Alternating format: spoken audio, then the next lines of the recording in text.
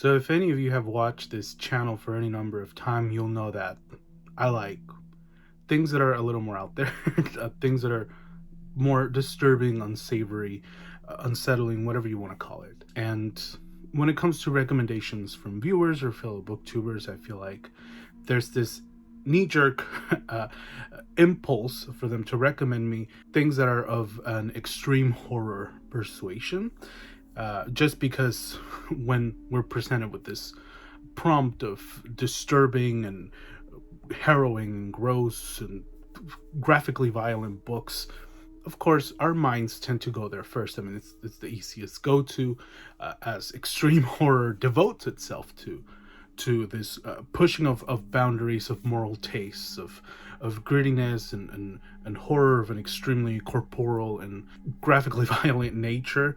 And so I've been recommended time and time again titles by authors like Edward Lee, Richard Lehman, of more recent years, Aaron Beauregard, Daniel Volpe, etc., Matt Shaw. You know the drill. You know the usual suspects. But one of the things that I've noticed is that these titles have tended to not really be to my taste.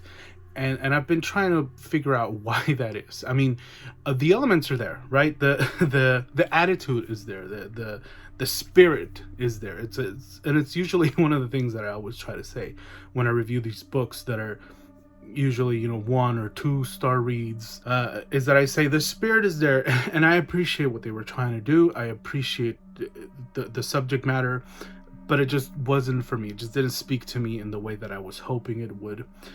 And of course, a lot of the times I feel like my criticisms tend to be misunderstood. and that is because, I get it. I feel like a lot of extreme horror writers have to defend their work against people that are coming at them to criticize them and scrutinize them from a moralistic perspective. I feel that often extreme horror writers have to defend themselves against people who are trying to censor them, who are trying to criticize their moral character by judging them because of the things that they write, which is, of course, in my opinion, a very idiotic and simple-minded thing to do. And so when I present criticism of any kind, like I didn't like The Slob, I didn't like Talia, etc., well, there's this impulse to say, well, you need to take your snowflake sensibilities somewhere else, because this is clearly not for you, because this is where the bad boys play around. This is, and I get the impulse to defend it on that front. But if you know me, if you know what this fucking channel is about, you know that I don't mind those things at all. In fact, I seek them out constantly. You'll know if you want to sell me a book about a baby being torn in half, if you want to sell me a book about a guy that's growing maggots out of his asshole, if you want to sell me a book about somebody who's eating poop and loving it, whatever, that kind of thing, that is what I seek. Those are the things that usually draw me to a story. So from a moralistic standpoint, from a content standpoint, those are not the things that bother me about extreme horror at all. In fact, usually when I review works of that kind, I tend to say the subject matter itself, the premise itself was the best part. It's just the rest of the stuff that was in the book that just didn't gel with me. It just didn't, I couldn't look past it in a lot of senses. And it's usually the case, like the case with Talia by Daniel Volpe, which I don't think I ever reviewed on this channel except for a live stream that I made with Black Icardo. But it's usually the grammar it is usually the writing style that really rubs me the wrong way. I mean, there's just a plethora of awkwardly phrased things, of typos, grammatical and syntax errors. And again, I understand. Fans of extreme horror are not there to read fucking Shakespeare, right? They're not there for the pristine composition of a written work. They're there for the graphic violence and if it's written in a captivating or titillating way, or whatever you want to call it, and it's served, and if it's what the premise promises, and if it's served to an audience, usually that audience is very content with what they consume. And again, I get that. I have to keep saying I get that, because I am not attacking these works per se. I am just stating my point of view as another consumerist whose tastes might be a little bit different, a little more niche, a little more nuanced than the tastes of people that seek these kinds of titles usually tend to be. It's understandable that you're not going to read an extreme horror novel and expecting it to be pristinely written and with florid or vibrant or brilliant prose to spare. Those kinds of readers are not there for that, and I respect that, and I feel like that's another key point that I want to make. I make no judgments towards people that like this kind of stuff and that can look past grammatical errors, that can look past subpar writing in order to get to the good stuff. In fact, one of the best friends that I've made out of this whole booktube experience, Toby, who's not a booktuber but someone who's always in the comments, he is somebody who enjoys this kind of writing, and we tend to have different tastes, we tend to have different likings about what graphic and extreme violence in books should offer up and what it should compel and what it should provoke. But I can appreciate where his tastes come from, and in fact I respect and kind of admire that there is an audience for this kind of stuff, and I think it's brilliant, and I think it's an amazing thing to see, and it has really sort of destabilized a lot of my convictions about what horror needs to be or what it needs to present. And I've never been elitist about horror taste, and I have tried to never be that, because from the perspective of an outsider who doesn't like horror, they tend to categorize us all in the same realm of being tasteless weirdos who like gratuitous violence and have no level of taste that should be considered respectable or meaningful in any kind of way. In the eyes of those who are not in the horror realm, we are all pretty much the same. And so if people that want to bring elitism into the very fandom that is usually outcast by the elitism of the rest of the world of literary enthusiasts, would be a very idiotic thing to do. So we all like different things, different strokes for different folks. And so I don't judge anybody that likes any kind of horror. But as I said, my tastes tend to be a lot of the time unfulfilled, just because I tend to be very specific about the kinds of extreme horror that I like, the kinds of splatterpunk that I like. And there's very few authors that tend to deliver that kind of story, that kind of storytelling sensibility, those kinds of elements that I look for. And so it's been a very exhausting and disappointing journey. I have right here Survivor by J.F. Gonzalez, which is the vision of the month for this month, March. And as I said, this is kind of the last shot that I'm giving extreme horror for a while, just because it just hasn't been for me. It's like, yeah, the graphic violence is there, and it's pretty graphic, and it's pretty captivating and arresting in some ways, but the rest of the story is like, there has to be something else for it to draw me in, for it to captivate me, for me to really say, wow, that was an incredible story that was worth my while. I mean, there's a kind of description that I've had for extreme horror that might be a little derisive, but I stand by it, is that it tends to read like a grocery list of atrocities, and it's something that I've spoken about before, where I could come up with something like, he took a shit in the toilet. He reached into the toilet and grabbed the shit. He went up to the woman. He forced her mouth open. He shoved the piece of poop into her mouth. He made her chew it. He took out a knife. He cut her throat. He watched the poop go down her esophagus and come out of the wound in her throat. He started scooping that up and made her eat it again. It's like, it's kind of brainless even to come up with graphic and disturbing scenes of that kind. But even in that offhand description that I've just rattled off, there's bound to be some kind of audience member that's gonna go, "Ooh, ew, that's gross," and get an emotional reaction from that. And I get it, and I feel like extreme horror is for those kinds of readers.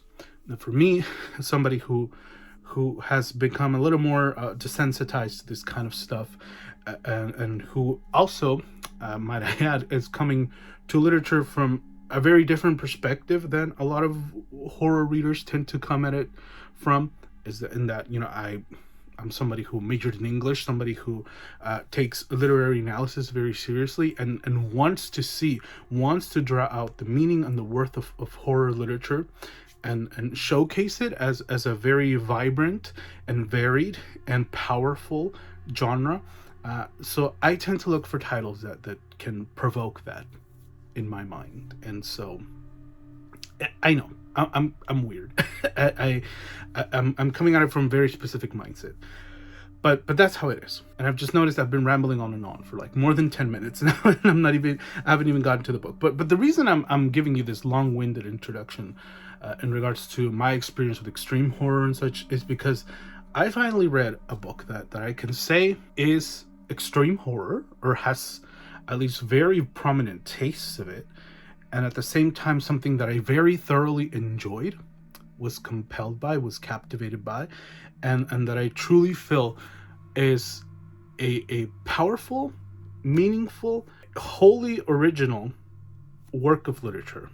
And that is This Symbiotic Fascination by Charlee Jacob. Now, this was first published in 1997, picked up by Leisure, and republished in 2002, and it is now very sadly, out of print. But you can find copies of this for pretty cheap, I would say, online, thrift books and stuff. And I would say if you can find one that's relatively affordable, go ahead and pick it up, because this was magnificent. And I also learned, while looking this up after I read it, that Miss Charlee Jacob herself has sadly passed away, and she passed away very recently, I think 2019 or something like that. So that's tragic. But thankfully, I was able to find this and gave it a read, and I thought it was magnificent. And I should say that this was originally recommended to me by Alex, the Bookubus, who always gets all kinds of shout outs on this channel. I even feel a little bad that I'm always tagging her on like all my videos, because I always talk about her channel, but she's amazing, in case you couldn't tell. She reviewed this as part of an entire month that she did, where she read nothing but extreme horror, and coming at it pretty much from the same kind of philosophy that I tend to come at extreme horror from, is that I believe that there's worth and there's power in the words contained in works like these. And that I also believe that, graphic violence itself is a language that is deeply steeped in poetics. It is deeply steeped in a kind of lyricism, in a kind of a provocative and often salacious, but also sublime kind of conjuring of energies. I feel like graphic violence can most certainly do those things. And I feel like Alex approached extreme horror from that same standpoint, as that, when things tend to be shock for shock's sake, as she said, to borrow her brilliant analysis, is that's usually the comment that people make about these kinds of works, often with a tone of derision. But nobody says things like, well, a book has atmosphere just for atmosphere's sake. A book has tension for tension's sake. A book has characterization for characterization's sake. Is that every element of a literary work is there for its own sake, right? It's not, these things called books are not actually holding and involved and direct discussions with us readers. We pick them up and we read through them and we make of them what we will. And shock and gore and viscera and exploding heads and melting bodies and so on and so forth. Yes, it's shock for shock's sake. Perhaps the author didn't mean anything more by it other than to shock a reader, but it's ultimately the reader that wields the power of getting some kind of energy or being moved in some kind of way by the prose that's contained in any work. And I feel like that's a very important reading philosophy to keep in mind, especially when it comes to approaching horror. But anyway, thank you, Alex, for this, because I read it and it was absolutely marvelous and arresting, and in a way that I truly have not read in any other work of extreme horror. And I should also say that she recommended it. Well, she made that video a while ago, But also, the reason I decided to finally pick it up and read it is because Horror Gardener, which is another great horror YouTube channel, said in the comments of one of my videos that where I showed I got another copy of this from a recent haul that I did, and he said, you know, you should probably drop everything and just read that right now. And I said, okay, done. Consider it done. So what is this about? I really don't want to say too much because I feel like it should be approached as blindly as possible, just because that's how I did it and I got so much out of it from that. But basically, we have these characters. Well, our two main characters are Tawn and Arkin. Tawn is this very insecure woman who is constantly ridiculed because of her physical appearance, because she's not conventionally attractive, because of her weight, and so on and so forth. And she has always wanted to be loved, to be appreciated, to be adored in some kind of way. And that obsession leads her to make a kind of pact with this supernatural being who turns her into somebody that can project any self-image that she wants onto others and sort of hypnotize them in that way, very vampiric motives. In fact, I believe she calls herself and the character that turned her into this being a vampire, but it's a very original take on vampires, I should say. And then Arkin, who has a history of brutalizing women because of these kinds of supernatural beings that possess and take hold of his body, but in a wholly original way. It's this kind of shape-shifting or psychological shifting that's done very compellingly and unlike anything else I've ever read. It's sort of his plight with trying to take control of his body, of his mentality, and how his plight crosses over with Tawn's journey as a newly made vampiric woman, and all kinds of viscera and gore and violent set pieces abound.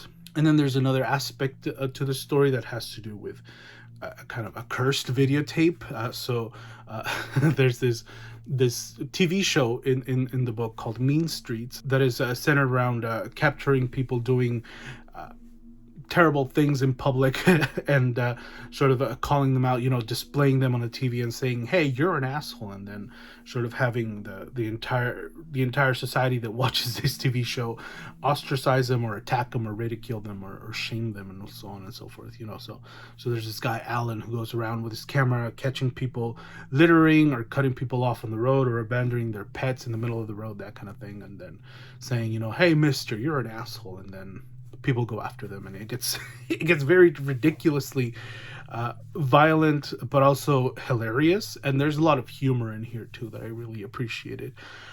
So all these very unconventional, unlikely threads of a story that sort of merge in a very satisfying and captivating way. So I'll get the negatives out of the way just because there weren't that many.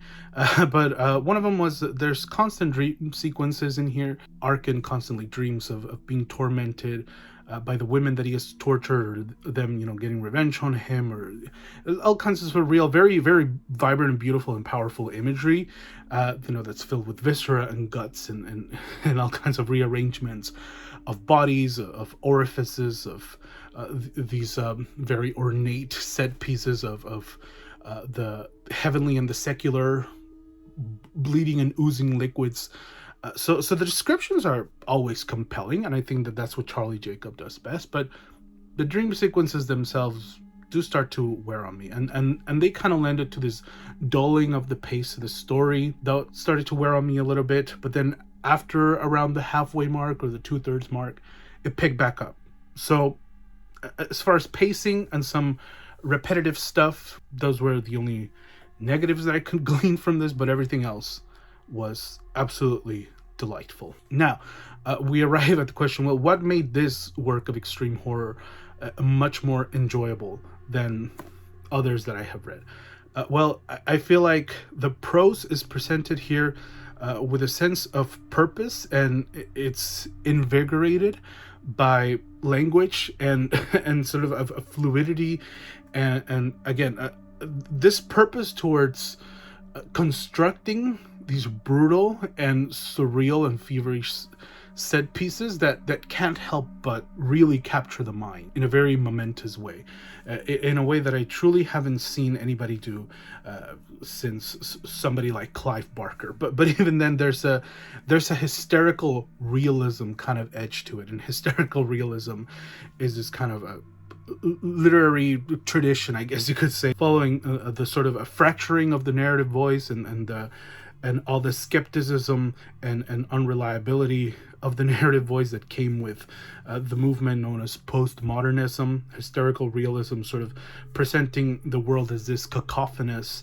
and hard to wield carnivalesque display of all manner of almost incomprehensible and deeply troubling behaviors. And that's what I got from this. And it's honestly quite incredible. I mean, this was, picture something like The Hellbound Heart, authored by someone like Zadie Smith or Thomas Pynchon. I mean, really, it's that kind of level of florid and relentless sort of feverish prose, which was incredible to witness, especially for a work of splatterpunk, which sadly is often missing those kinds of voices. Another thing that I really enjoyed about it was the very sort of tender, thorough, and affect flushed and also incredibly ornate characterization of our main characters, Arkin and Ton. I think Ton, with her vulnerability that often feels off-putting, unsettling, but also deeply sympathetic, because we feel her insecurities and we feel her sort of escalating madness, and we feel how this transformation into this supernatural being is starting to affect her in very negative ways.